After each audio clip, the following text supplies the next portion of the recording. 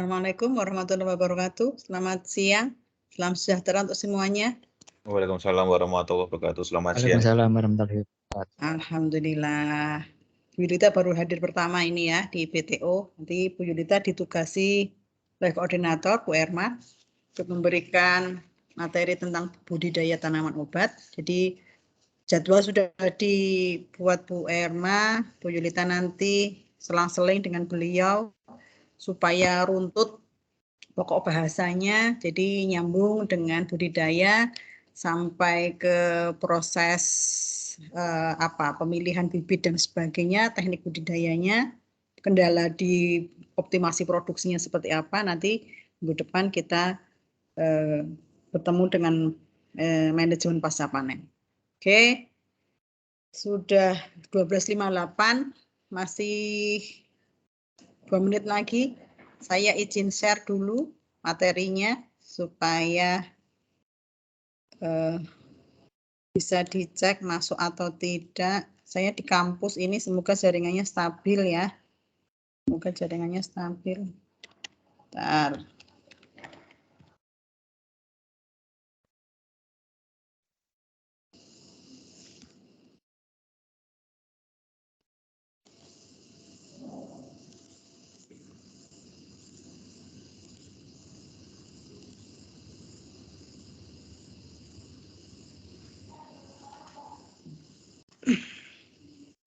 Saya akan memberikan kuliah terlebih dahulu. Jadi saya share QR absensi code-nya nanti di tengah-tengah ketika saya sudah membuka sesi pertanyaan. Jadi ada jeda istirahat.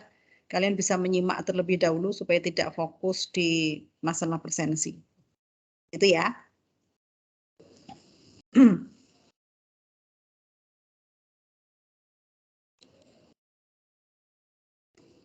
Sebelum saya mulai, untuk tugas saya belum diberitahu oleh Kormat maupun Bu Erma, apakah sudah ada kelompok yang akan mengerjakan tugas tentang budidaya dan tentang pengembangan? Sudah ada pembagian kelompoknya? Ada Kormatnya di sini?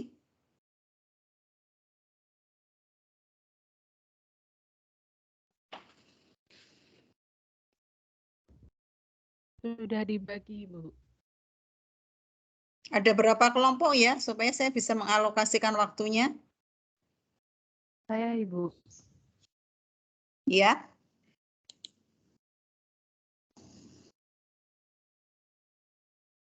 Monika, sudah ada nama kelompok untuk tiap pokok bahasan berarti ya, termasuk untuk bagian budidaya dan bagian pengembangan biofarmaka ya, tanaman obat.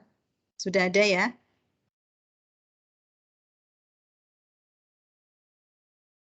Iya, Ibu, sudah dibagi kelompoknya.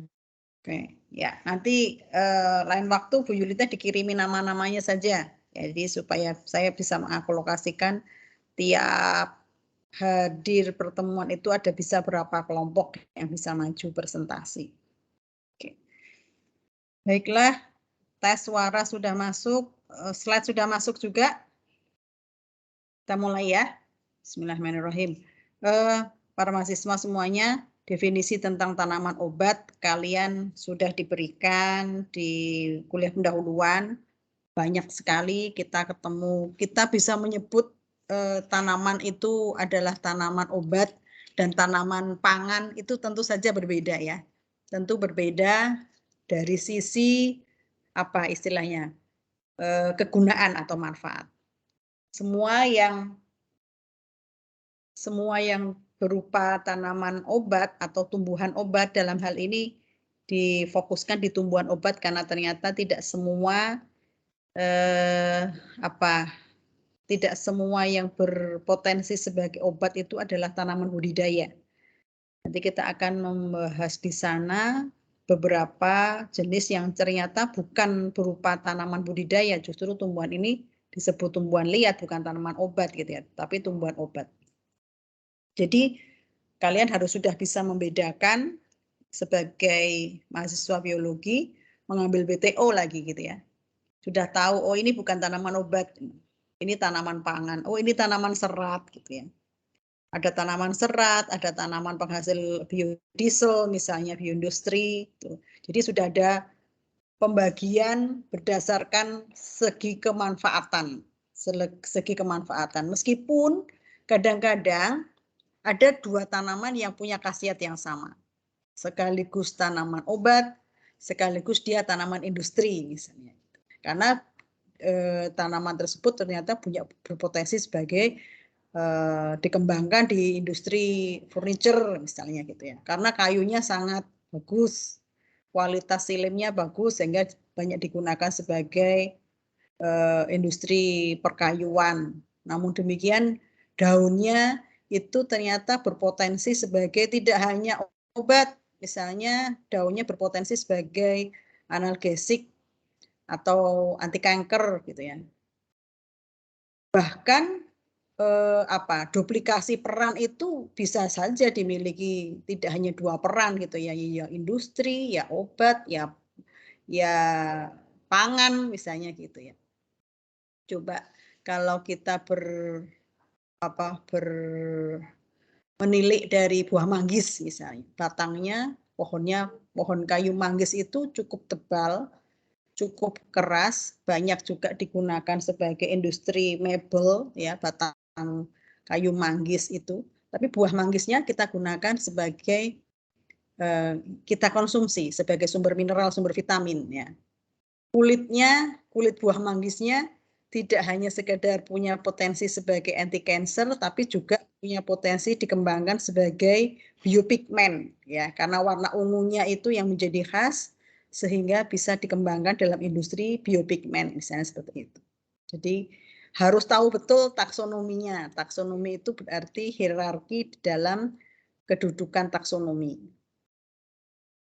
Kemudian kajiannya ngerti manfaatnya, tahu betul jenis tumbuhan itu dimanfaatkan untuk apa, tahu betul tumbuhan itu dimanfaatkan bagian mananya, apakah di daunnya, apakah di batangnya, atau organ yang akan digunakan.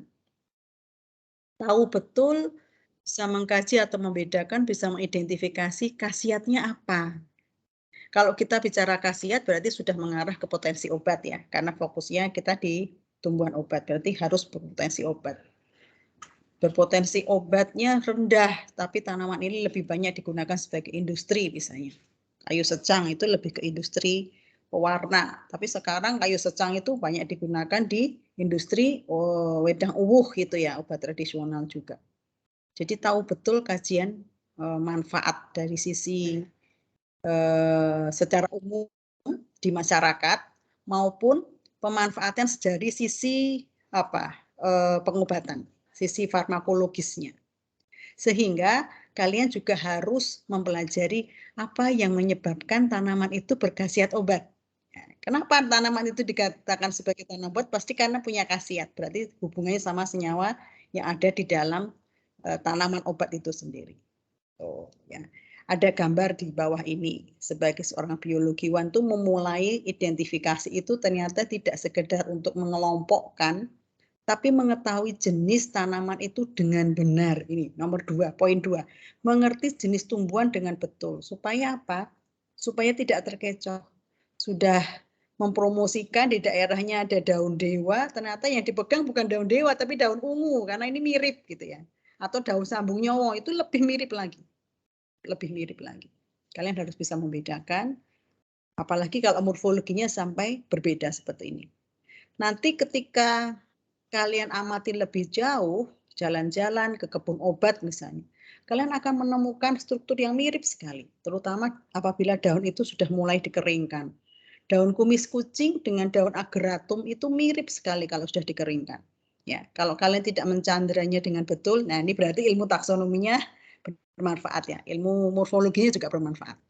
Semua ahli-ahli farmasi, apalagi farmasi itu mengambil bahan aktifnya untuk obat itu dari tumbuhan, mereka pasti akan melibatkan biologiwan.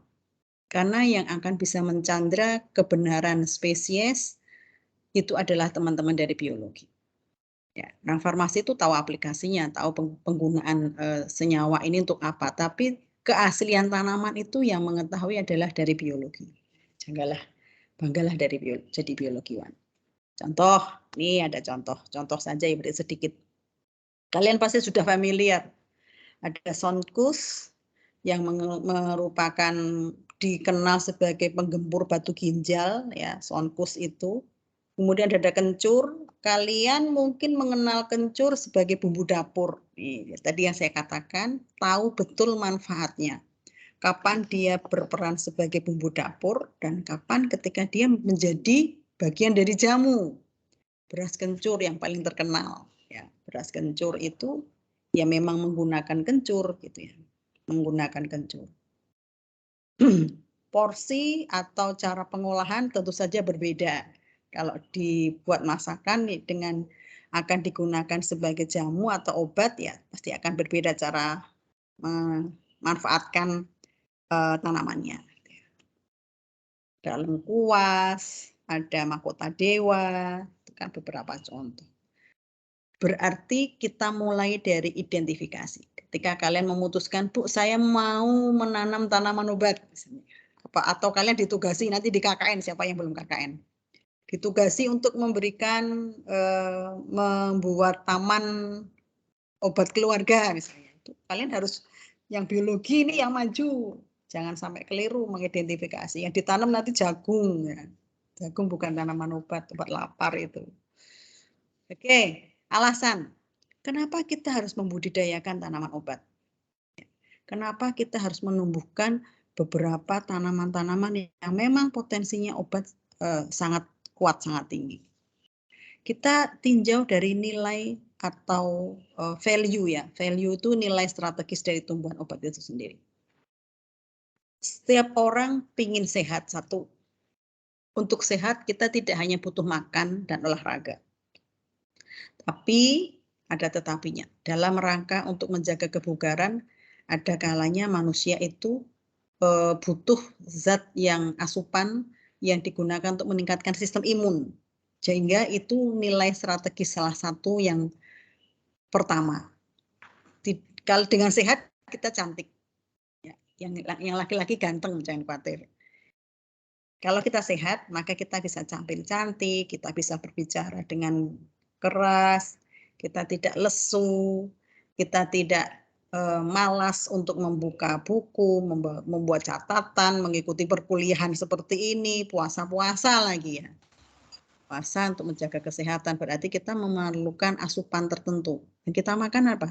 Makanan pokok. Makanan pokok, kalian mengandalkan karbohidrat, lemak, protein. Ayo, tadi yang sahur, nasi sama mie siapa? Itu berarti karbohidrat dengan karbohidrat. Kadang-kadang kita tidak bisa terlepas dari yang namanya gangguan sakit ya, gangguan kesehatan. Entah bersin, yang kemarin kita dapat gangguan yang besar itu ya COVID itu gangguan yang sangat besar. Yang gangguan ringan saja, masuk angin, perut kembung, apalagi lelah, itu sudah gangguan kesehatan itu. Capek, kakinya kaku, atau kram. Bu Yulita sering mengalami kram. Berarti ada sesuatu gangguan kesehatan di sana. Sehingga kita butuh obat. Selain itu, tumbuhan obat kadang-kadang menjadi bahan baku industri. Apabila kita bekerja di bidang industri farmasi, industri farmakologis ya. Apakah pabrik jamu ataukah pabrik obat, itu berarti tumbuhan obat itu harus intensif disediakan, harus dibudidayakan. Gitu ya. Kemudian ada peran lain, peran ekologisnya dan peran pelestarian. Kita harus melestarikan keanekaragaman hayati. Tentu saja Indonesia itu nomor 2 sesudah Brasil. Ya. Keanekaragaman hayatinya tinggi berarti tanaman berpotensi sebagai obat itu juga sangat tinggi di Indonesia. Sayangnya kadang-kadang tidak diketahui sehingga kita tidak bisa melakukan konservasi. Ya, menghasil devisa. Oke, ini beberapa obat kita ternyata rutin diekspor ke negara-negara yang tidak bisa menumbuhkan jahe, yang tidak bisa menumbuhkan kunyit, itu mereka Jepang antara lain. Mana lagi ya, saya baca tadi pagi. Ada Jepang, ada Taiwan. Itu membutuhkan Malaysia, termasuk Malaysia. Negara-negara yang tidak memungkinkan untuk membudidayakan tanaman-tanaman yang asli Indonesia atau bisa tumbuh subur di Indonesia karena iklimnya, karena cuacanya, karena tanahnya, karena luas lahannya, sehingga mereka mendingan saya beli, mereka punya uang daripada saya harus menanam. Kalau menanam berarti negara-negara kecil yang tidak punya lahan luas pasti akan membutuhkan lahan yang sangat besar. Juga kadang-kadang memberdayakan masyarakat. Gini, agromedicine itu sekarang menjadi sasaran kelompok-kelompok tani. Ada kelompok tani jahe, ada kelompok tani mahkota dewa, ada kelompok tani kunyit, ada kelompok tani yang mengembangkan tumbuhan obat. Agromedicine. Jadi kelompok tani ini tidak membudidayakan tanaman pangan, tapi khusus membudidayakan tanaman obat secara intensif, ya, dan menghasilkan. Ingat bahwa tidak semua yang saya sebutkan sebagai tumbuhan obat itu hanya untuk obat manusia, tidak ya. Kompleks biofarmaka, saya lebih suka menyebut sebagai biofarmaka. Karena potensi biofarmaka itu sangat luas, tidak hanya obat manusia saja. Seperti itu. Masuk. Ini adalah beberapa pangsa produk, bentuk-bentuk olahan lanjut untuk mengembangkan industri tanaman obat dari jahe saja. Kita kenal ada jahe merah, jahe emprit, jahe gajah. Kalau dulu saya bilangnya jahe besar itu jahe gajah atau jahe genjah, gitu ya. Jahe emprit, jahe merah. Jahe merah itu tuh Perancis itu mengimpor dari Indonesia itu berapa ya per tahun ya, 700 ton kalau tidak salah. Jadi memang potensial sekali untuk peningkatan devisa, peningkatan penghasilan. Ini yang harus kita istilahnya kita lestarikan, kita tanamkan bahwa budidaya tanaman obat itu juga menjanjikan, tidak hanya tanaman pangan yang menjanjikan. Ada yang dibentuk segar, ada yang dibentuk asinan. Ini dibutuhkan semua. Ada yang sudah bentuk minyak jahe itu ada ya, minyak jahe. Kebetulan sedang ada penelitian minyak jahe, jadi saya curious juga ini. Bagaimana supaya mendapatkan minyak. Karena ternyata kemarin mencoba destilasi 200 gram itu dapatnya hanya 3-5 tetes, sedikit sekali. Nah, ya, ini yang saya ceritakan ini contoh ada suatu tanaman obat yang namanya jahe, tumbuhan obat yang khusus diambil bagian rimpangnya. Karena apa yang akan diambil dari jahe berupa minyak atsiri yang ada di sana itu adanya di rimpang. Daun, batang dibuang semua, nggak dipakai. Sampai sekarang belum diketahui apakah ada manfaat dari daun dan batangnya jahe. Sampai saat ini hanya rimpangnya yang dipakai. Seperti itu. Coba sekian banyak kalian bisa melihat yang bagian muda sampai bagian yang sudah tua saja rimpangnya terpakai semua. Sementara kita selalu berasumsi rimpang jahe yang sudah tua itu yang baru bermanfaat. Tapi ternyata yang muda itu juga digunakan, dibutuhkan juga. Kondisi segar maupun kondisi kering ya. Kondisi kering berarti sudah siap diolah menjadi tumbuhan produk obat atau makanan seperti itu. Bahan baku Simplicia obat alami. Yang saya ceritakan tadi adalah bagian dari tumbuhan yang akan digunakan sebagai bahan obat. Itu namanya Simplicia. Dan Simplicia obat ini seperti yang kita konsumsi dalam obat tradisional apakah atau jamu itu sangat relatif, sangat berkolerasi positif terhadap adanya kandungan senyawa bioaktif di sana. Saya mengkonsumsi jahe tentu saja beda manfaat ketika saya mengkonsumsi pilkina misalnya gitu ya. Pilkina ya saya ingin mencegah dari terserang malaria atau Aedes, serangan nyamuk Aedes. Satu lagi bukan Aedes aegypti, satu lagi apa? Anopheles ya, nyamuk Anopheles misalnya.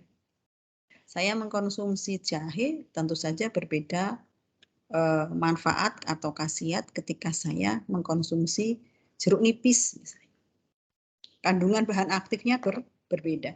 Itulah yang akan menentukan aktivitas-aktivitas dari senyawa kandungan bahan aktif, aktivitas budidayanya maksud saya, dari suatu tanaman obat, sehingga menentukan apakah tanaman itu bisa masuk kriteria jamu, hanya bisa masuk kriteria jamu, karena belum terstandar, kandungan kimianya juga masih terbatas atau rendah, atau yang sudah tinggi, sehingga kita bisa melakukan standarisasi. Sehingga menjadi obat standar, terstandar, ataupun kelas paling tinggi, fitofarmaka. Ya, ini sudah sangat tinggi ini kelasnya ini. Fitofarmaka kita belum banyak juga ya ternyata ya, karena memang berat untuk banyak tahap yang harus ditempuh untuk dapat membuat produk fitofarmaka itu sendiri. Sekilas Bu Yulita menyampaikan tentang Simplisia, nanti akan lebih dalam ketika Bu Erma menyampaikan pasca panen. Ini Simplisia akan disinggung lagi karena bagaimana menghandle Simplisia supaya bisa bermanfaat sebagai produk pengobatan yang berkhasiat pada obat. Semua bahan alamiah, organ-organ tumbuhan maupun eksudat itu dikatakan sebagai Simplisia karena digunakan sebagai obat tanpa mengalami pengolahan apapun. Ya sudah, kita memanen jahe gitu saja. Rimpang jahe itu adalah Simplisia. Ada juga yang Simplisia kering, berarti dia kriteria sudah dikeringkan. Kebanyakan Simplisia memerlukan penanganan masing-masing. Nanti Bu Erma lebih banyak cerita. Kita ketemu Simplisia itu tidak hanya tumbuhan ya, tapi ternyata juga ada dari hewan. Apakah cangkangnya ataukah bagian dari tubuhnya, lupa saya. Atau bahkan Simplisia itu bisa diambil dari mineral. Mineral-mineral yang ada di dalam tanah ataupun yang ada menempel pada bagian tumbuhan. Lumut kerak itu biasanya tidak hanya lumutnya saja, ada kerak yang ada di sana. Itu masih masuk kriteria Simplisia. Simplisia nabati itu ada Simplisia yang diambil dari tanaman. Bisa tanaman utuh. Dicabut satu batang meniran, ya berarti kita mendapatkan dari akar, batang hingga daunnya gitu. Atau kita mendapatkan jahe, berarti kita hanya mendapatkan bagian tanaman yaitu rimpang. Yang ketiga eksudatnya. Isi dari suatu sel tumbuhan yang secara spontan itu keluar. Kadang-kadang spontan secara keluar,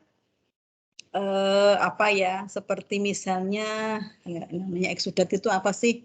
Nektar, kelenjar madu. Itu masih kriteria dari Simplisia. Kadang-kadang harus dipangkas baru keluar cairannya. Misalnya minyak ciri.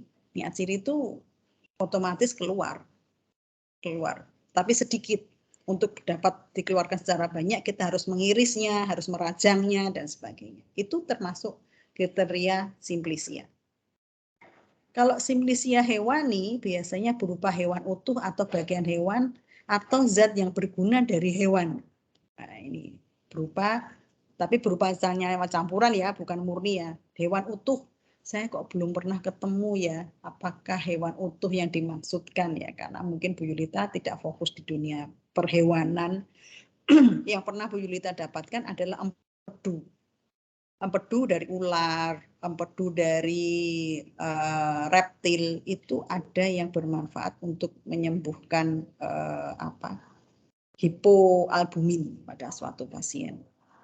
Kalau hewan lain kerang biasanya ya. Kalau yang hewan utuh itu biasanya kerang.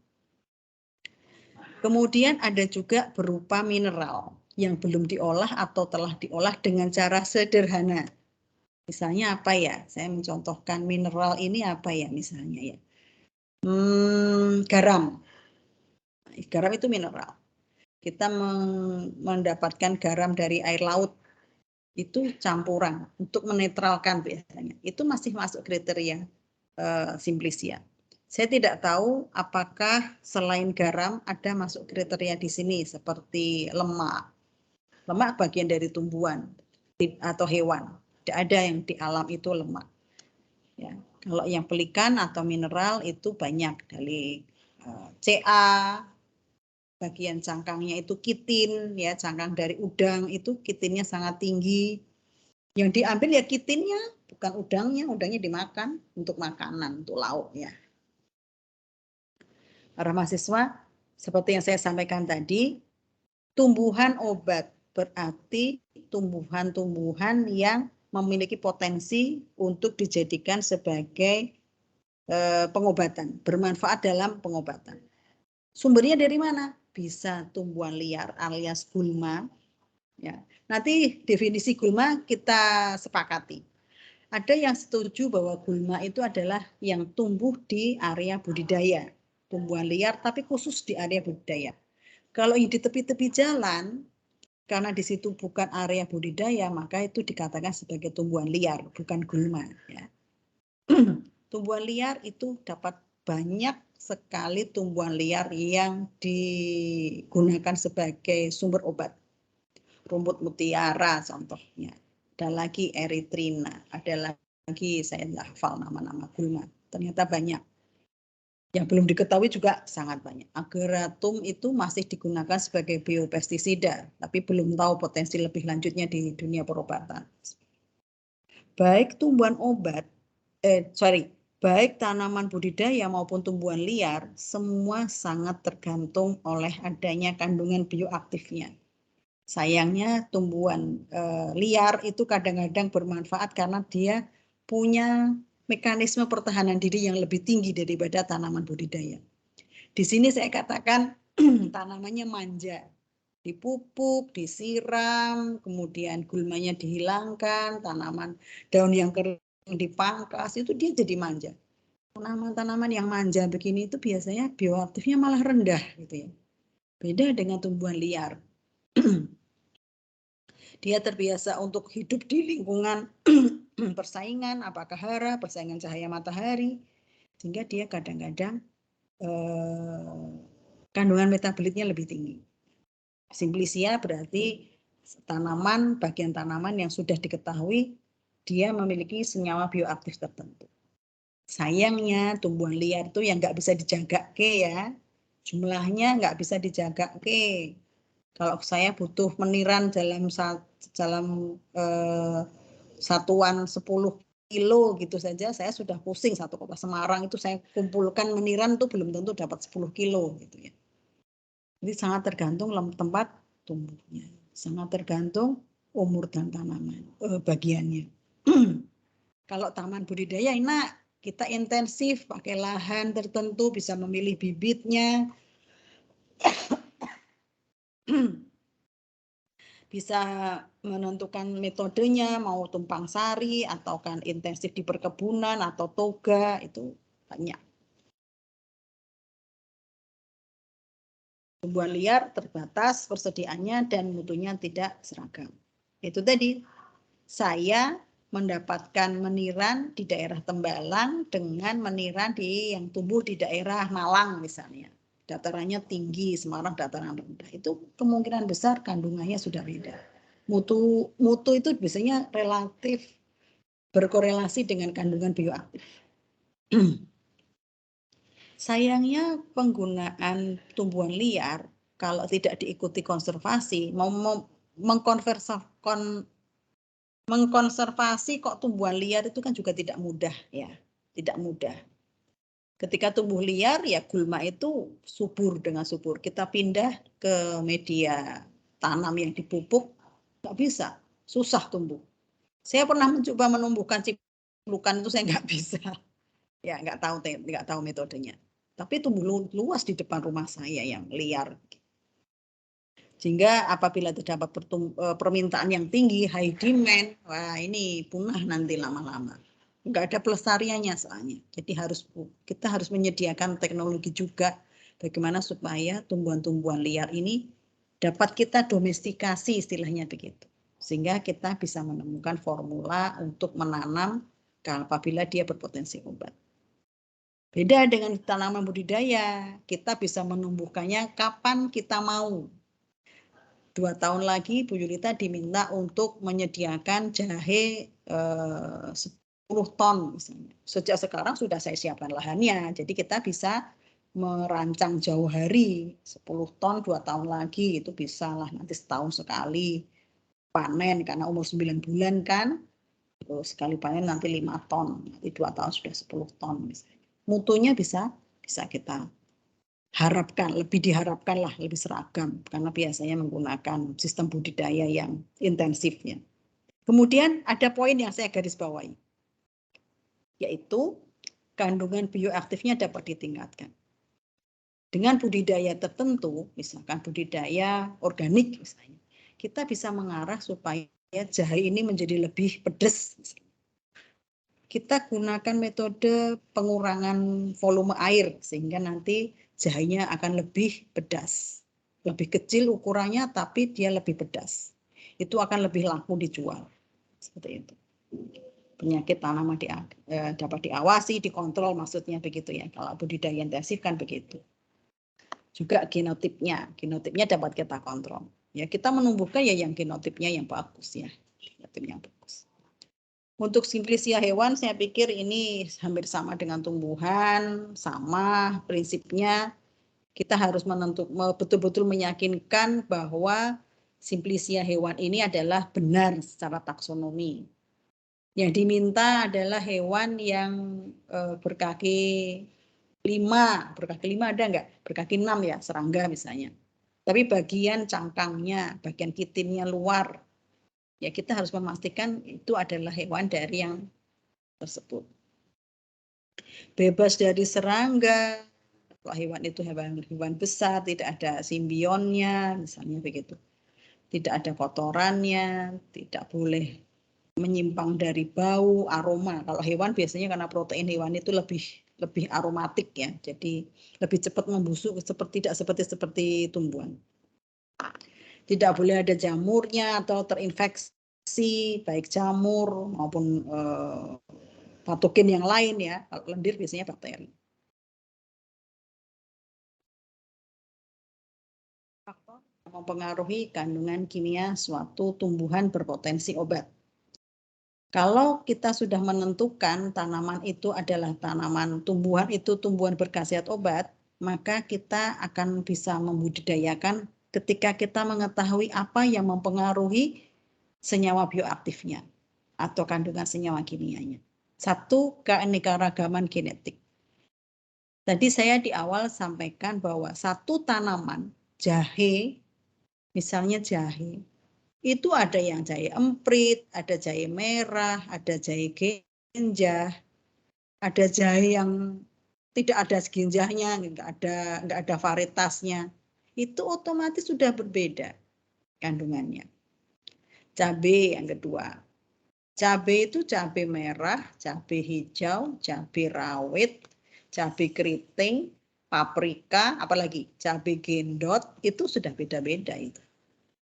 Varietas itu sangat mempengaruhi ya, sehingga kita dengan mengetahui varietas yang tinggi kandungannya, kita akan memilih tanaman tersebut yang akan digunakan sebagai sumber simplisianya. Selain itu, meskipun kita punya keragaman genetik yang tinggi dalam satu taksonomi, kita masih bisa meningkatkan kandungan senyawa bioaktif tadi lewat merekayasa lingkungan tempat tumbuhnya. Lingkungan ini bisa faktor biotik. Jangan sampai ada saingannya dari gulma. Faktor biotik itu serangan penyakit bisa. Ya, ada serangan penyakit atau malah kita tambahkan komponen tanda kutip jamur atau bakteri. Tanah dan nutrisi berarti ini hara ya, kondisi hara. Ketersediaan air, temperatur dan cahaya ini adalah faktor lingkungan abiotik yang sangat mempengaruhi proses fotosintesis, respirasi atau metabolisme secara umum. Kalau metabolismenya nggak bagus ya bagaimana tanaman itu menghasilkan metabolit, bagaimana dapat menghasilkan senyawa bioaktif kan nggak mungkin. Ketinggian tempat, nanti saya punya contoh ya. Ketinggian tempat itu juga mempengaruhi. Bu Yulita pernah penelitian menggunakan tanaman kacang. Jenis-jenis kacang, ada kacang buncis, ada kacang tunggak, ada kacang hijau, 5 macam lupa saya, udah lama sekali. Kemudian saya tumbuhkan di Semarang, di greenhouse, di kampus, sama di Bandungan. Itu saja sudah berbeda. Jenisnya sama, varietasnya sama, media yang saya gunakan sama. Tapi ditumbuhkan di lingkungan yang berbeda. Ketinggian saja, berarti cahayanya beda, suhunya berbeda, gitu ya. Itu ternyata mempengaruhi kandungan klorofilnya. Baru klorofil yang diamati waktu itu. Ya, waktu itu. Belum yang senyawa potensi lainnya. Senyawa kandungan bioaktif juga sangat dipengaruhi oleh ketika bagaimana proses panennya. Panennya kalian jabut atau kalian pangkas itu berbeda ya. Faktor kena alat, umur tanamannya, kemudian setelah dijabut pasca panennya bagaimana. Bu Erma nanti minggu depan lebih banyak cerita ini. Saya contohkan senyawa kapsisin yang ada pada cabai Capsicum annuum. Yang di screening oleh Yamakawa 21 tahun yang lalu karena datanya tahun 2001. Beliau menganalisis 10 kultivar cabai besar untuk diketahui mana yang paling banyak mengandung kapsisin dan dihidrokapsisin. Dihidrokapsisin itu senyawa turunan dari kapsisin. Ternyata potensi dikembangkan hanya tumpang dan Ka2. Ya sudah, kalau mau mengembangkan ya dua kultivar ini begitu ya. Dua kultivar ini. Itu hasil penelitiannya menunjukkan sama-sama cabai tapi kultivarnya beda. Ini kultivar loh ya, bukan spesies. Sudah kultivar. Varietas yang dikultivasi.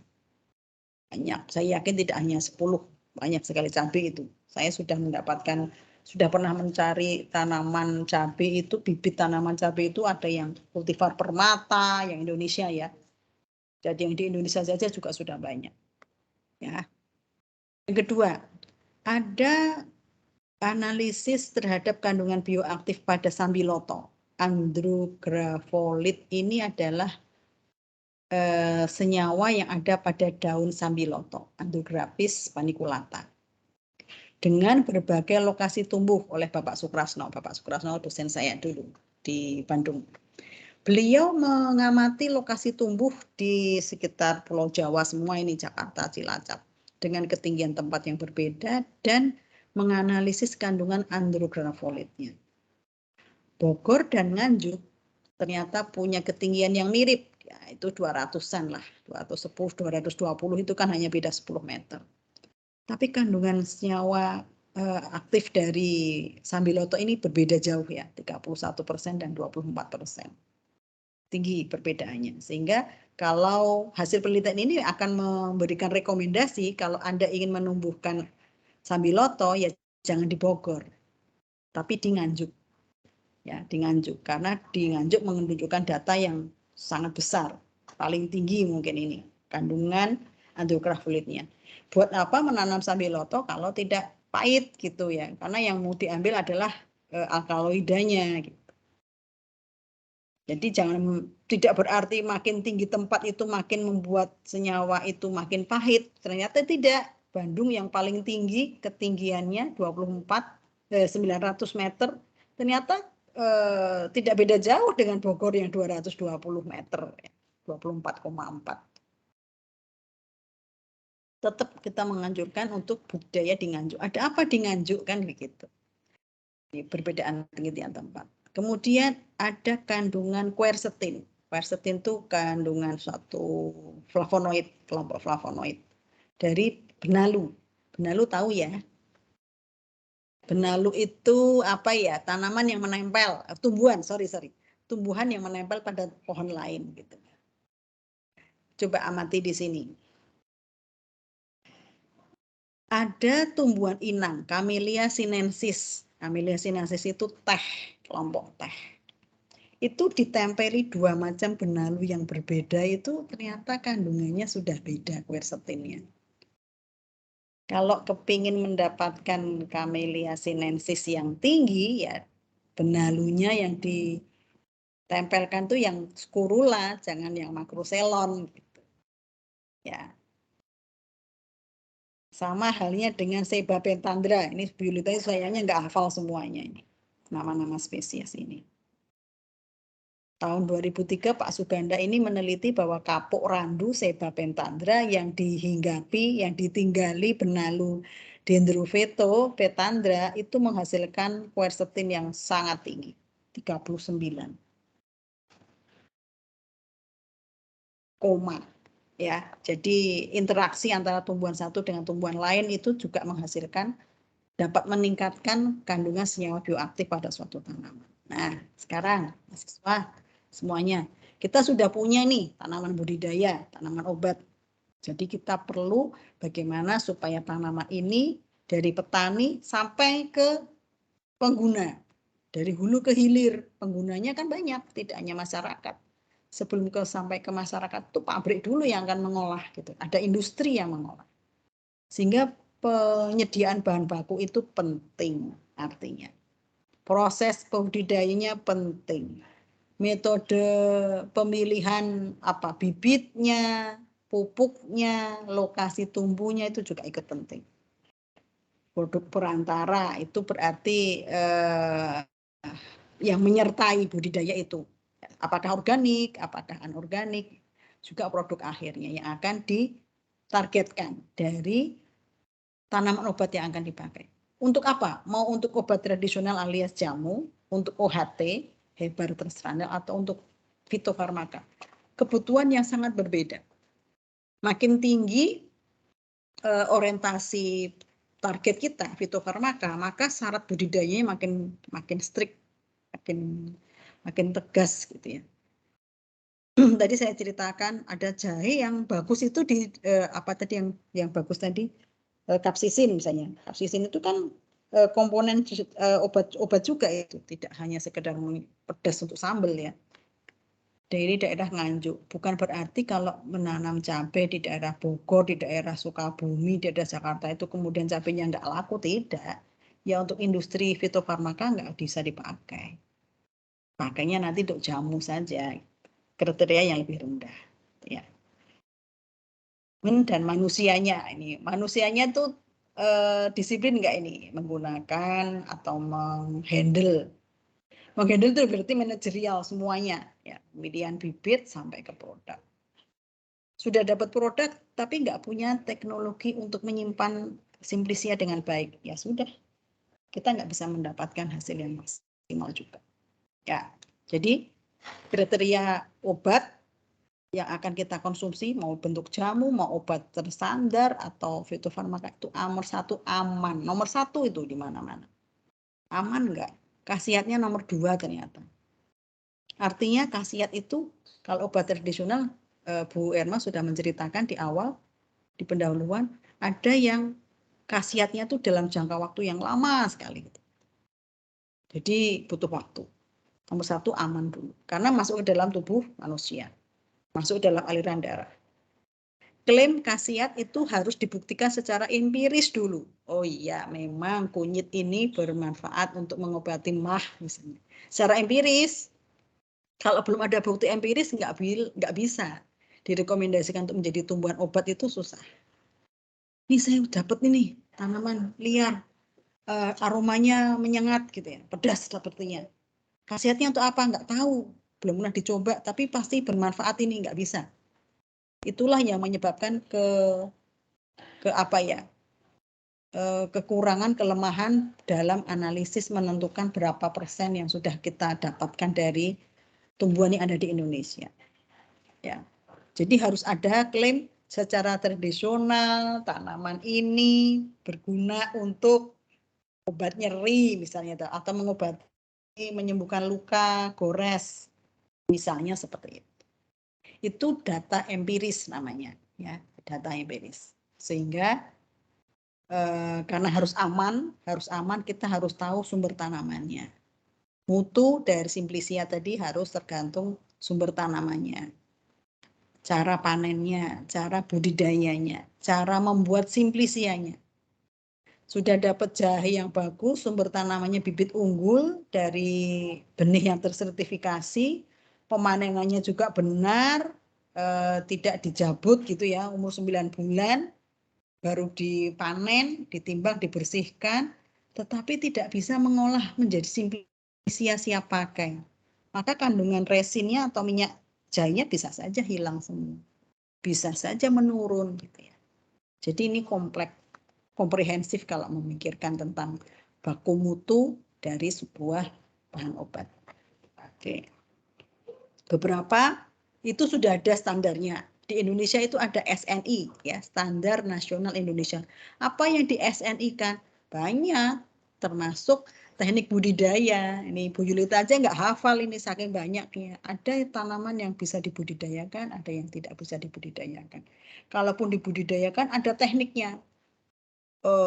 Bibitnya yang seperti apa, umur berapa, panjang berapa, penyakit yang menyertai ada atau tidak, panennya bagaimana, membuat ekstrak atau membuat simplisianya itu juga harus ada aturannya.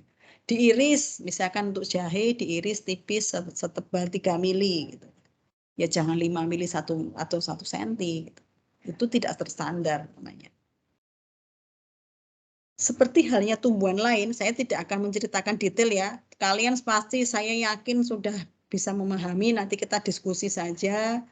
Namanya budidaya, berarti harus ada benih. Faktor intrinsiknya atau faktor genetiknya harus ada benih. Benihnya benar. Diketahui benih yang punya bioaktif paling tinggi, tadi saya sudah sempat menyinggung itu. Ya sudah, kita harus penuhi itu. Mulai dari pemilihan benih yang baik, yang unggul, yang bibitnya unggul. Syukur-syukur sudah diketahui sebelumnya ini kandungannya senyawa bioaktifnya paling tinggi gitu ya.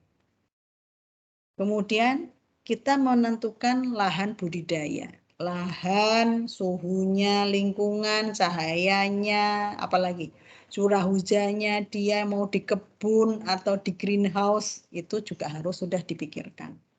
Tanahnya apa?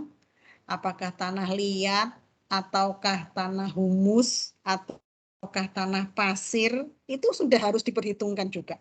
Ya. Bukan berarti kalau tanah pasir ya nggak bisa tobu untuk budidaya, siapa bilang? Ya jangan hanya pasir, harus ada campurannya. Karena kita mau optimasi produksi, mengoptimalkan lahan-lahan. Berarti ada tanah-tanah yang mungkin margin dan perlu kita olah. Diolahnya pakai apa? pH tanah, unsur hara dengan adanya penambahan makanan nutrisi lewat penambahan pupuk.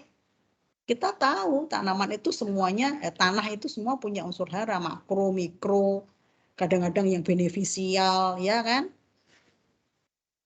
Ya kalau semua tanah itu punya NPK, maka harusnya semua tanah bisa digunakan untuk budidaya. Asumsinya begitu. Ya. Tapi ada tetapinya, ada yang unsur haranya rendah sehingga perlu pupuk, terutama pasir. Ibu Yulita bisa saja penelitian ini. Bahan pasir digunakan untuk budidaya tomat, bisa. Saya tambahkan pakai tambahan pupuk organik, bisa. Ya, pelan-pelan hasilnya belum sebagus tanah yang humus memang, ya karena keterbatasan unsur hara, sehingga macam pupuk ini pun harus sudah kita perhitungkan, mau pakai pupuk anorganik atau pupuk organik. Sekarang sedang zamannya semuanya yang organik ya. Kenapa tidak? Apalagi itu tumbuhan obat yang akan masuk ke dalam sistem tubuh kita. Maka saya pun akan merekomendasikan budidayanya harus dengan pupuk organik juga.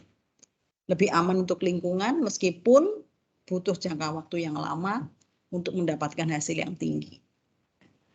Sustainabilitas konservasi lahan tetap harus kita pikirkan dalam rangka ketika kita men-setting atau merancang untuk membudidayakan suatu tumbuhan obat.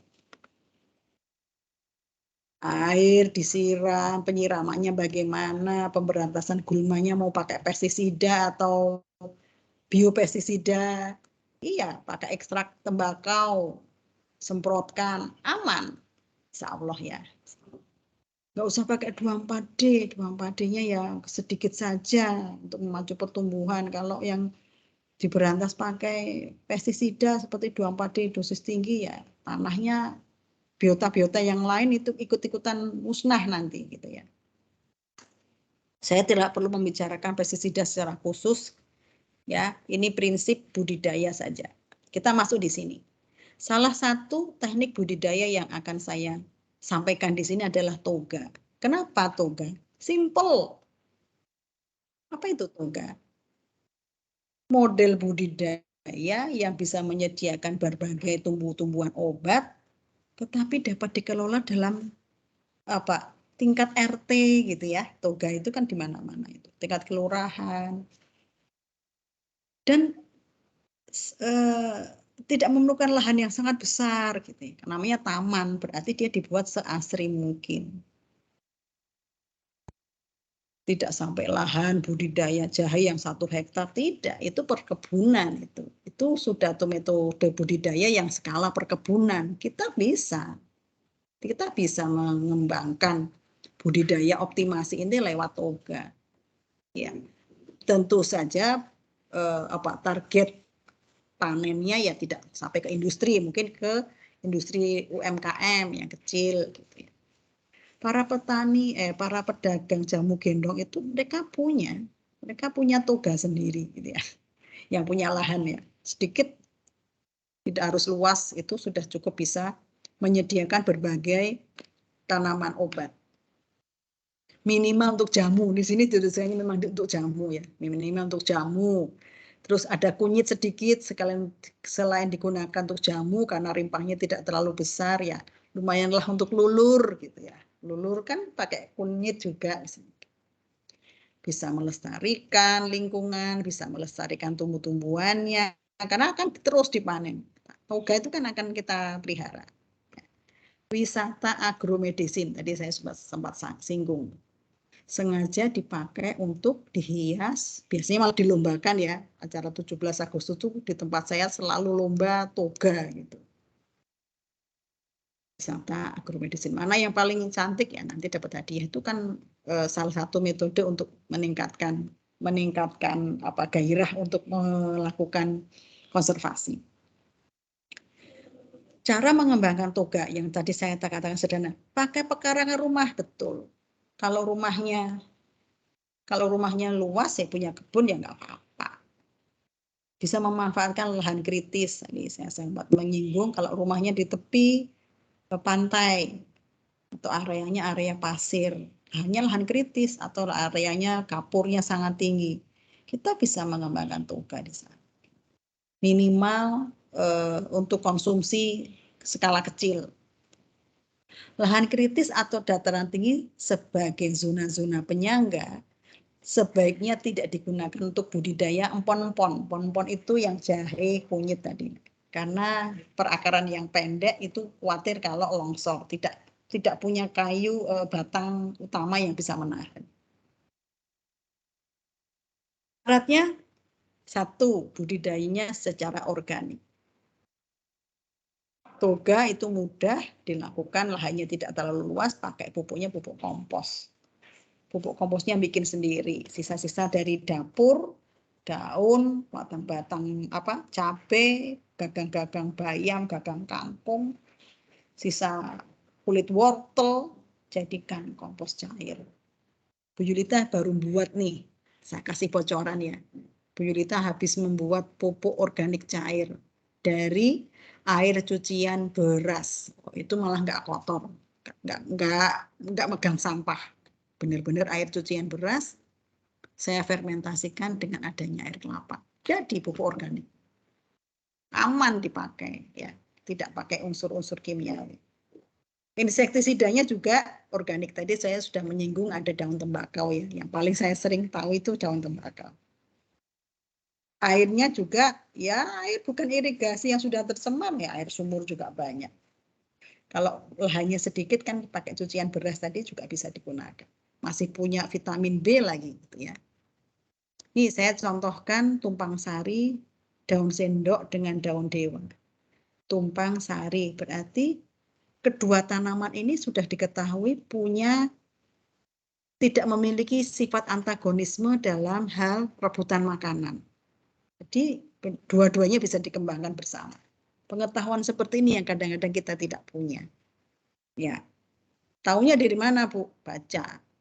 Ini kan sudah ada orang sebelumnya, Bu Julita juga nggak tahu sebelumnya. Oh ternyata daun sendok bisa tuh dibarengke sama daun dewa. Sela-selanya itu ditumbuhkan dengan daun dewanya. Pemilihan bibit unggul ini syarat umum. Saya pikir tidak hanya tanaman obat, tapi tumbuhan pangan pun juga harus cari yang unggul ya, ukurannya normal atau justru lebih besar. Kalau mau menumbuhkan jahe ya kita tidak akan memilih jahe yang kecil lah. Ya. Bibit menentukan kualitas tanaman selanjutnya, kan begitu. Bibitnya sehat, tidak ada goresan luka. Goresan luka itu mengundang jamur datang, ya biasanya begitu. Kemudian tidak terserang hama. Di situ banyak kutunya, sama aja gitu ya. Kutu atau rumah semut kadang-kadang. Panen. Proses budidaya mau toga, mau budidaya di perkebunan, semua dirancang dari pemilihan lahan, bibit unggul, kemudian pupuknya organik tadi, penyiraman, dan bagaimana cara memanen dengan benar. Bagaimana memanen daun yang mana yang bisa kita panen. Ya, kalau sudah mekar lah, kalau masih kuncup ngapain dipanen. Hubungannya apa? Hubungannya dengan mekar sama tidak mekar sempurna apa nanti? Rimpang jika tanahnya bagian daunnya batangnya sudah mulai menguning atau rebah begitu biasanya. Jahe itu pernah saya baca itu paling cepat 9 bulan itu paling cepat. Memang yang baik itu sampai 10 sampai 11 bulan. Jadi memang 1 tahun 1 kali. Itu yang menyebabkan penyediaan bahan baku untuk budidaya tumbuhan obat itu menjadi kurang. Ada tumbuhan yang memang butuh waktu lama untuk bisa dipanen. Nih, ini adalah trik bagaimana memanen daun, bagian simplisia yang akan dipakai ya, rimpang, kulit batang, ya kalau batangnya sudah besar juga ya, 4 tahun itu sudah besar kalau batang. Bunga, tidak semua ketika perhiasan bunganya mekar semua ya, tergantung bunganya apa dulu. Ya, bunga cengkeh itu justru masih kuncup, kalau sudah mekar sudah nggak harum lagi cengkehnya ya, keharumannya berkurang. Itu artinya apa? Proses fisiologi yang menyertai suatu tumbuhan obat itu siap untuk dimanfaatkan. Sangat dipengaruhi oleh umur fisiologi. Ya. Tanamannya sudah bagus, tapi kita tidak punya pengetahuan kapan tumbuhan itu bisa dipanen. Ya, kita buang-buang waktu. Ya, kita buang-buang waktu. Nih, contoh tumbuhan obat antara yang dibudidayakan dengan yang liar. Tumbuhan berpotensi obat. Berarti ada yang dibudidayakan, ada yang tidak. Coba lihat poin-poinnya. Kalau dibudidayakan berarti semua kebutuhan makanannya kita perhatikan. Pupuknya, semprotannya, ya toh. Tapi yang tidak budidayakan, udah asal tumbuh dia. Nggak tahu kita kualitas tanahnya seperti apa. Dibudidayakan, maka tanaman karena kita rawat ya bisa tumbuh optimal. Taman liar, beberapa tumbuhan tidak bisa tumbuh karena sangat tergantung oleh pH tadi ya. Jenis tanahnya tidak bisa dihinggapi oleh jenis gulma tertentu. Sehingga kenapa banyak orang yang membudidayakan tumbuhan obat secara intensif. Bisa menjamin kualitas bahan baku dan keberlanjutan. Selesai panen jahe, tanah diolah, ditumbuhi tanaman baru dulu selang misalkan 2 bulan menunggu jahenya selesai masa dormansi, tanam lagi setelah 2 bulan di saat tanahnya sudah siap untuk ditanam. Jadi keberlanjutannya terpenuhi. Tapi kalau yang liar, begitu saya panen meniran minggu ini, dalam 1 gang saya itu saya ambil semua menirannya, saya masih menunggu berapa lama lagi. Tidak ada kepastian. Artinya keberlanjutan penyediaan bahan bakunya menjadi sulit untuk terpenuhi. Itu ya. Oh ya, ada contoh. Ada contoh, Bu Julita nggak akan cerita banyak. Contoh budidaya tanaman obat. Tanaman obat kan banyak banget ya, banyak sekali. Saya ambil 1 contoh brotowali yang sangat pahit. Kalau kalian tahu pil brotowali berarti tahu. Jamu brotowali berarti pahitan. Ada yang suka minum jamu nggak ya? Saya tidak tahu. Kalau puasa pasti nggak ada yang minum jamu nih, nggak ada bakul jamu yang lewat. Ketika kita menentukan mau budidaya satu jenis tumbuhan, kita tentukan spesiesnya benar dulu, namanya benar. Kemudian kita deskripsikan biologi kok ya, biologi harus mengetahui ini tumbuhan apa sebenarnya. Oh ternyata dia aslinya tuh tumbuhannya liar di hutan, tapi dia bisa tumbuh, bisa dibudidayakan di lingkungan sekitar kita. Mau di pekarangan rumah, mau di perkebunan khusus gitu ya. Tapi yang jelas tanaman ini menyukai tempat panas, itu yang menjadi garis bawah. Saya berikan bold. Batangnya memanjat, berarti kita harus menyiapkan apa istilahnya ajir itu apa? Bambu yang digunakan untuk dia mengaitkan tubuhnya sendiri. Batang-batangnya memiliki bintil-bintil yang pahit, berarti dia butuh lahan atau jarak tertentu. Ya, jarak tertentu supaya bintil-bintil tadi dapat tumbuh dengan sempurna juga. Brotowali. Nama lokalnya ini. Kandungannya apa? Oh, ternyata saking pahitnya kandungannya alkaloidnya sangat tinggi. Nih, daunnya punya alkaloid, kemudian akarnya juga ada alkaloidnya. Alkaloid itu suatu senyawa kimia hasil suatu proses metabolisme sekunder yang menghasilkan rasa pahit. Pahitnya pare dengan pahitnya daun pepaya pasti beda karena kandungan alkaloidnya berbeda. Jenis alkaloidnya juga berbeda. Dan dia saking pahitnya punya efek farmakologi. Harus sudah tahu. Ini berarti brotowali ini sudah pernah diuji secara empiris sehingga kita sudah bisa menyebutkan oh ternyata dia punya potensi sebagai analgesik, antipiretik sama obat luka atau obat diabetes. Yang saya tahu obat diabetes brotowali itu. Sehingga layak untuk dibudidayakan. Nah, itu yang saya ceritakan sampai di sini, nanti kita lanjut dengan diskusi, adalah teknik-teknik budidaya secara konvensional. Ya, secara konvensional, tanaman obat butuhnya banyak. Jadi butuh budidaya yang efisien. Tentu saja harus kita pertimbangkan ketersediaan lahan. Itu ya. Untuk sementara itu yang saya sampaikan, saya akan stop sebentar. Saya akan menunggu pertanyaan yang datang sambil saya akan share barcode SSO untuk kalian bisa absen. Silakan disiapkan perangkatnya.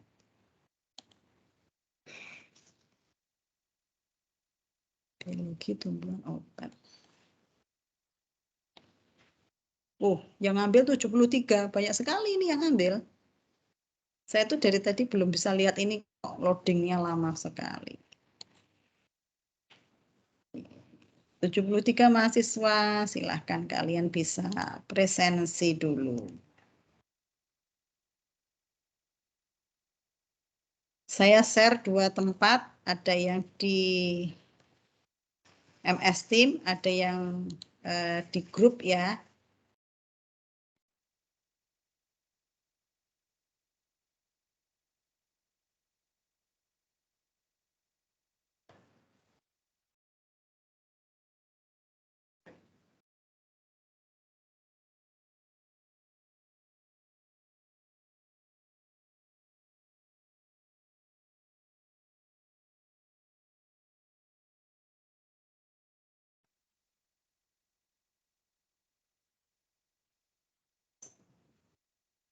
Silakan absen dulu.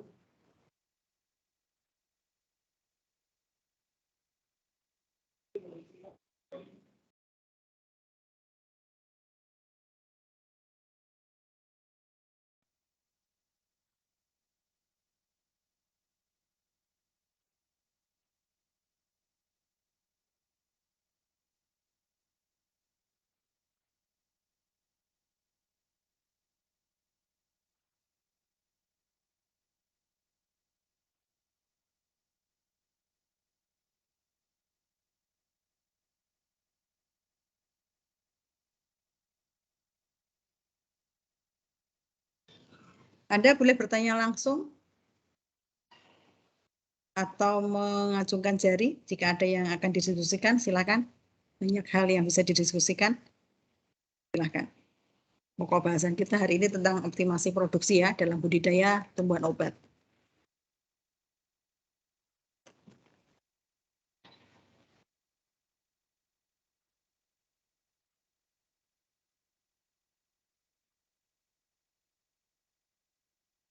Muhammad Firmanda. Silakan Firmanda. Iya, Bu. Ya. Sudah masuk suaranya. Atas kesempatannya saya izin bertanya, Bu, terkait jamu. Iya. Iya. Untuk jamu itu tadi dijelaskan bahwa belum terstandarisasi, Bu, untuk Ya, senyawanya mungkin belum tahu seberapa banyak. Nah, untuk cara mengetahui batas aman mengonsumsi jamu itu seperti apa, Bu? Mungkin supaya tidak terjadi overdosis. Oke, ya betul. Ini pertanyaannya bagus dan susah untuk dijawab. Ya, susah untuk dijawab. Ada orang yang mengatakan minum jamu saja aman gitu ya. Enggak seperti obat kimia, salah besar. Tahunya bagaimana, Bu? Lah karena belum terstandarisasi, akhirnya kita tidak punya standarnya, Firmanda. Saya punya cerita yang mungkin akan bisa saya sampaikan di sini, saya share di sini, karena ternyata orang tua saya itu pengkonsumsi jamu. Karena takut dengan obat kimia, dan obat kimia itu mahal, sementara harus mengobati kanker. Pengobatan kanker itu mahal, kalau secara apa istilahnya kemoterapi itu ya, kemoterapi. Ayah saya tidak mau juga dibawa rumah sakit untuk pengobatan kemoterapi, sudah membayangkan sakitnya, sudah membayangkan biayanya yang mahal, akhirnya ditawari jamu. Pertama kali dapat jamu itu jamu yang dari sumber aslinya. Artinya dia peramu jamu dari Cina sana. Dia punya distribusi, dia punya distributor di Singapura dan di Jakarta. Kemudian kita mengkonsumsinya, kita membelinya dari sana, dari agen yang ada di Indonesia. Itu saja mereka membuat standarisasinya kasar. Artinya begini, sehari 2 kali diminum sudah gitu. Sehari 2 kali itu bagaimana? Pagi sore, ya pagi sore saja Pak. Mau siang sama malam, tapi tidak mungkin pagi sama siang. Ya kan? Satu itu. Tapi dia mencoba untuk membuat jeda. Artinya dia memperhitungkan dosis itu harus ada jeda antara minum jamu yang pertama dengan minum jamu yang kedua. Itu satu. Yang kedua, takaran. Ini nanti satu bungkus gelasnya airnya 2 gelas ya. Coba 2 gelasnya 2 gelas apa? 2 gelas belimbing yang standar, atau saya punya gelas yang tinggi itu yang biasanya digunakan untuk minum es, jus. Itu kan kapasitasnya tinggi. Dia tidak menyebutkan berapa volumenya. Gitu. Jadi hanya mengatakan 2 gelas ya, kita kira-kira akhirnya cuma gitu. Sehingga standarisasi amannya memang belum diketahui. Tahunya bagaimana Bu supaya kita tidak overdosis, boleh dikatakan tadi pertanyaan Firmanda lebih ke arah bagaimana supaya mengkonsumsi jamu pun harus kita hati-hati supaya tidak overdosis. Kita kira-kira minum jamu itu mau tiap hari, ya mau sehari 2 kali, kayaknya nggak ada deh yang sehari 3 kali minum jamu, ya nggak? Kenapa Bu? Gitu. Ya karena tidak tahu efeknya. Kita tidak tahu. Pengetahuan jamu begini Firmanda. Ya, saya berusaha untuk menganalogkan ya. Jamu itu pengetahuan yang turun-menurun. Warisan budaya. Setuju ya? Saya yakin setuju ini. Saya dulu disuruh minum beras kencur juga karena orang tua terus beras kencur kalau capek, pulang dari camping, pulang dari kemah, badannya capek semua, pegel semua gitu. Ya minum beras kencur aja nanti segar kembali. Ya udah, itu pengetahuan yang turun-temurun seperti itu. Adik saya nggak doyan makan, dah minum beras kencur. Jadi hafalannya itu beras kencur aja. Dan sebenarnya ada apa di beras kencur kita nggak tahu, karena yang ngasih tahu orang tua. Nggak ada yang sinau biologi lagi, nggak ada yang ahli jamu lagi gitu ya. Jadi tambah tidak tahu apa-apa. Sehingga pengetahuan terhadap kapan mengkonsumsi jamu pun juga turun-temurun, dan nenek-nenek moyang kita tuh tidak ada yang mengkonsumsi jamu tuh sampai sehari 3 kali, sehari 4 kali, atau bahkan tiap hari. Minimal seminggu sekali, atau bahkan hanya untuk mencegah. Orang-orang zaman dulu, ini pengalaman Bu Yulita ya. Bu Yulita dari orang Jawa, orang tua, kakek, nenek, semua Jawa semua, dari ibu, bapak Jawa semua. Jadi mengkonsumsi jamu itu hanya untuk apa ya? Menjaga kebugaran, bukan untuk pengobatan. Yang pengobatan yang tadi yang saya ceritakan ayah saya tadi, divonis kanker, harus mengkonsumsi obat kimia. Beliau tidak mau karena obat kimianya mahal dan jaminannya umurnya hanya sekian bulan lagi gitu. Bapak saya sudah nggak mau dulu. Akhirnya cari orang Sinse, pengobatan alternatif Cina begitu, yang sudah terkenal dapat meramu obat, maka kita pakai itu. Dan itu rutin, itu baru rutin. Nah, mungkin di Cina sana itu sudah terstandar, mungkin ya, tapi di Indonesia belum. Karena konteksnya jamu itu masih digunakan secara tradisional. Godoke, wadahnya, apakah boleh panci aluminium, ataukah harus panci stainless, ataukah harus gerabah, itu nggak ada standarnya itu. Hanya pengetahuan turun-temurun, padahal itu ada ilmunya. Nggak boleh pakai aluminium, karena aluminium mudah mengkontaminasi jamu dan sebagainya. Itu kurang lebih jawaban saya, Firmanda. Oh, baik Bu, terima kasih Bu. Ya, sebenarnya mau jamu, mau obat itu saya juga setuju harus ada dosis ya, aturan dosis. Tapi itulah di Indonesia itu. Saya tidak pernah tahu sampai sekarang juga. Saya boleh mengkonsumsi jamu beras kencur itu tiap hari boleh apa enggak, itu enggak tahu juga. Ini saya badannya sedang pegel-pegel nih. Biasanya obat jamu yang saya minum obat pegelinu misalnya ya. Obat pegelinu itu pahit sekali. Ada jamu, ada daun pepayanya kalau tidak salah. Tapi begitu minum satu kali kan sudah pahit, sudah kapok. Sudah malas minum lagi kan. Jadi nanti lagi kalau pegel lagi. Saya setuju, kenapa? Yang saya ceritakan tadi, ayah saya itu setelah 4 tahun, 5 tahun mengkonsumsi jamu, badannya bengkak-bengkak. Kankernya hilang, sembuh, tapi kakinya mulai bengkak. Kenapa? Karena ginjalnya terserang. Nah, ginjalnya kemampuan untuk menyaring jamu itu jadi menjadi lemah gitu.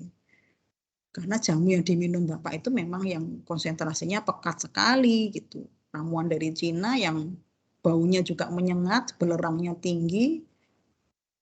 Wah, saya bisa membayangkan kalau saya itu nggak tahan gitu ya. Tapi karena pikir sembuh, oke lah. Kita nggak tahu karena tidak ada dokternya, tidak ada dokter spesialis jamu gitu ya. Sayangnya itu kekurangan jamu kan di sana. Saya tidak bisa menceritakan, siapa tahu di antara kalian tuh ada yang saudaranya pengusaha jamu gendong gitu. Bukan merendahkan, itu juga bukan. Karena saya penyuka jamu gendong juga. Saya konsumen jamu gendong. Kelemahan obat tradisional atau jamu itu apa sih? Satu, akurasi. Akurasinya tidak ada. Bahan bakunya diambil dari kencur umur berapa. Ya, nggak ada yang terstandar sama sekali. Bakul jamu dari Wonogiri satu, yang satu dari Solo, itu kotanya sudah beda. Pengetahuannya empiris semua, turun temurun. Meskipun ada pembinaan dari Departemen Kesehatan bagaimana membuat jamu, tetap saja yang lewat di depan rumah saya itu bikin jamu selalu nggak pernah pedes. Saya nggak suka beras kencur nggak pedes itu ya. Artinya kencurnya sedikit. Entah kencurnya sedikit atau memang kualitas kencurnya yang nggak bagus. Kan kita nggak tahu. Seperti itu ya. Itu kelemahannya. Akurasi, ketepatan. Khasiatnya khasiat, tapi berapa lama? Nggak bisa ditentukan juga. Itu salah satu kelemahan. Ya, itu jawaban dari saya. Ada yang lain? Silakan. Perjamuan ini siang-siang puasa-puasa Bu Yulita ngomongin jamu beras kencur seger banget ya. Es beras kencur itu enak sekali itu.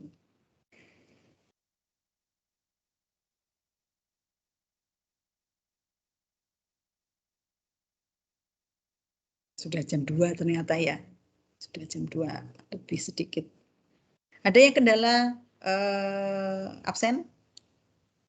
Menuliskan di grup saja ya. Saya kalau membuka menutup itu nanti hilang konsentrasinya.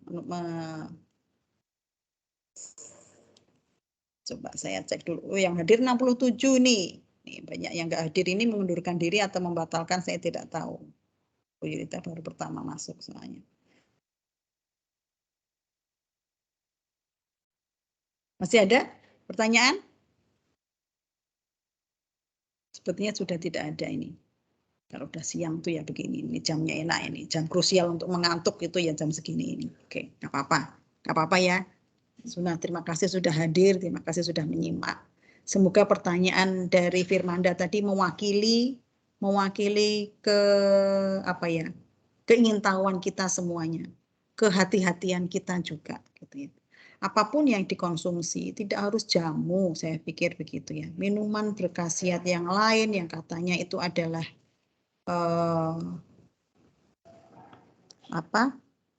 doping dulu tuh ada minuman M150, sekarang masih ada atau tidak ya, terus ada keratin deng, itu kan dulu ada semua, itu pun tetap ada pembatasan dosisnya. Sayangnya untuk jamu memang seperti yang ditanyakan Firmanda tadi, statusnya belum terstandar, masih jamu tradisional, masih terbatas ke kebutuhan sesaat, cari aman tapi berkhasiat.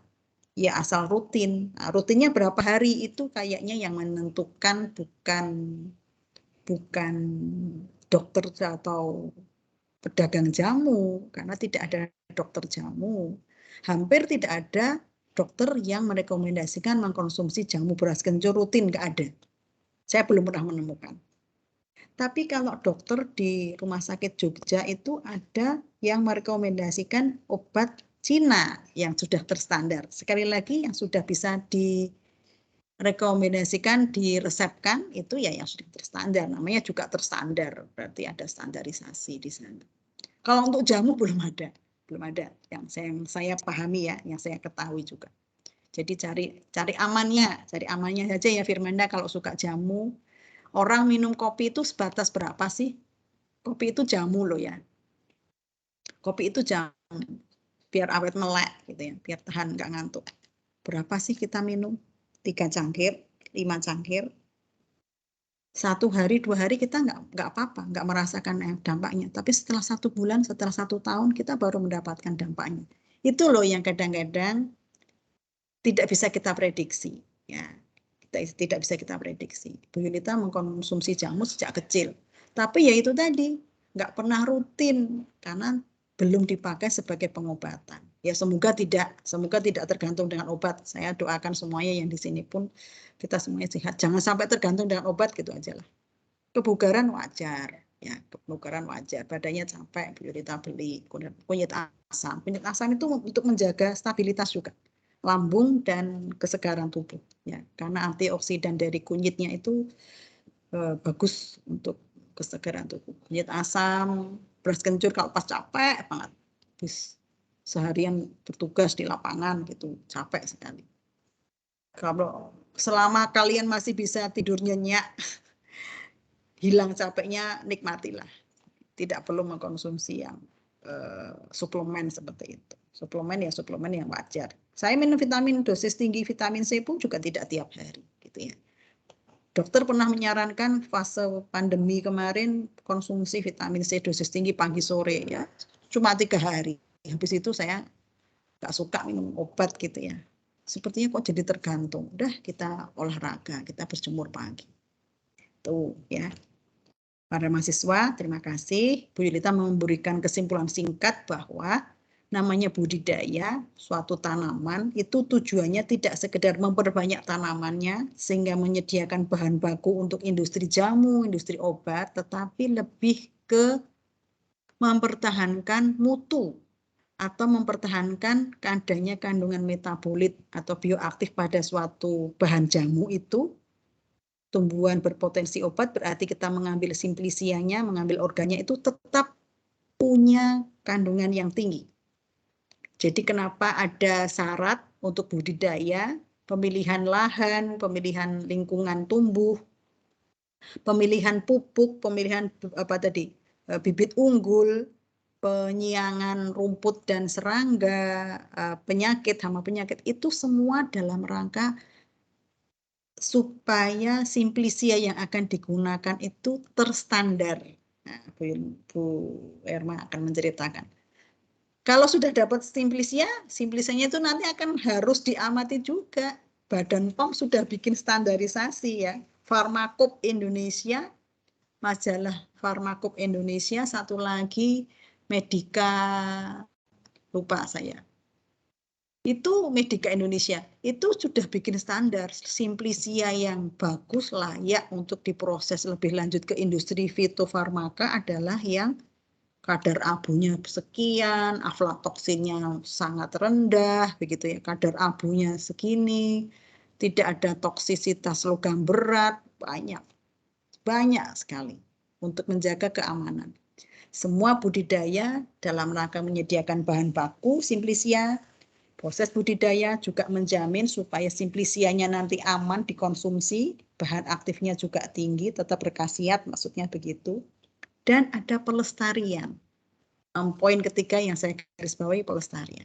Dengan membudidayakan tanaman obat, kita melestarikan. Jangan sampai tumbuhan obat itu menjadi punah, tidak pernah dipakai lagi. Sementara kita membutuhkan, negara-negara tetangga kita membutuhkan sumbangsih asupan sumber-sumber tumbuhan obat itu justru dari Indonesia. Itu ya, itu saja pertemuan kita hari ini, pertemuan pertama. Kita lanjutkan 2 minggu lagi karena minggu depan diisi Bu Erma. Yuk, selamat siang semuanya, selamat istirahat dulu, nanti beraktivitas lagi sesudah asar. Ya. Waalaikumsalam warahmatullahi wabarakatuh. Waalaikumsalam warahmatullahi wabarakatuh. Waalaikumsalam warahmatullahi wabarakatuh. Terima kasih, Bu. Sama-sama. Ya.